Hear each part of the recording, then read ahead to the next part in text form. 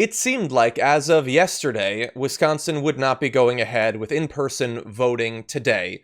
And yet, as you probably are aware, they're voting in Wisconsin, in person, in a pandemic. They're on lockdown. They're told not to get near to each other.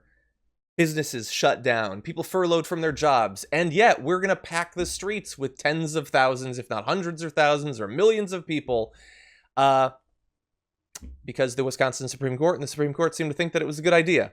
Because in America, you can now have a situation where the political action of one party allows them to potentially kill the members of the other party. Now, if that seems like I'm going overboard, let's get into it a little bit. So, yesterday, the governor, a Democrat, delayed the election until June, as many other states have, as activists have been pushing for them to for some time.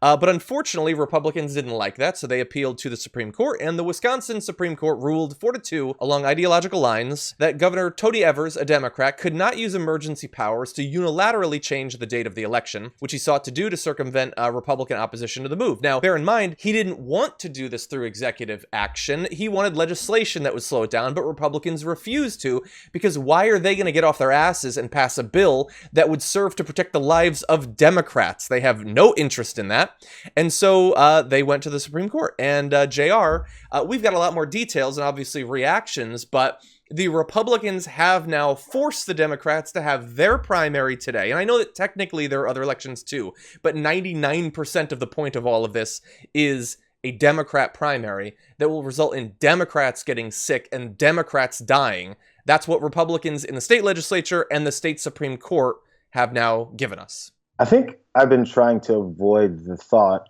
of this being the end game here, because ever since this has gone, and I was like, as you mentioned, the major part of this is the primary election for Democrats. So if Republicans who control the legislature and also this Republican-controlled Supreme Court of the state decides to go this route, I'm like, what is their end game? Because it's not like it benefits them. It's not like it's a general election where, of course, Republicans don't want Democratic voters to come out because, of course, strong voting numbers is a detriment to the Republican Party. They need fewer people voting so they can win.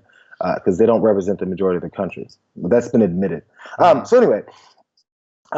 I was like, what's the end game here? If they're looking to disrupt, in other states, Trump would have a rally on the day of an election to disrupt what's going on. So those are disruptions. This is looking to have them continue to do it. But for what reason? And I couldn't allow myself to believe that it was, hey, you know what? Majority of Democratic voters are coming out, so let's go ahead and allow that to happen, because who cares if they get sick? And in fact, good thing if they do. I'm still not there yet, but I can't figure out what else it could be. Well, we have a couple of other ideas. I personally believe that, look, it's impolite of me to point out that Republicans who have, since this has been a country, as well as sometimes Democrats, have worked to limit voting as much as possible, that they would ever do something that would result in a situation where people were too scared to come out and vote, and theoretically that it would kill some of them. I mean, as I said in the intro, how often do you get to pass a piece of legislation that has the result of killing the opposition party? Right. But that is going to be the effect. We can quibble over whether that's the intent, but that is the effect. And let's bear in mind, we are being very fair here on the damage report. How much did we attack Joe Biden, Tom Perez, and all the rest for pushing forward with elections that would kill their own people? I checked my Twitter. I was very critical of them. And now the Republicans are doing it, messing in a situation that has virtually nothing to do with them. Now, that's not to say it doesn't have anything to do with them. We will get to that. But I do want to just go to reactions from two individuals. I want to contrast these reactions. So the first from Bernie Sanders, who says, it's outrageous that the Republican legislative leaders and the conservative majority in the Supreme Court in Wisconsin are willing to risk the health and safety of many thousands of Wisconsin voters tomorrow for their own political game. That is a great response. And Bernie Sanders goes on to say that he is not going to be advertising and all of that and trying to get people out to vote, even though, let's bear in mind, that is going to hurt him. And I believe that Joe Biden is roughly doing the same thing. So fair is fair. The other reaction is from Tom Perez, who says, our country is in the middle of a public health emergency, but you wouldn't know it by the way the Republican Party in Wisconsin and across the country is acting. And it's part of a DNC statement that is perfectly fine as long as you just woke up from some sort of coma. Yeah. Yeah, Tom Perez, it is really irresponsible of them to push for us to vote.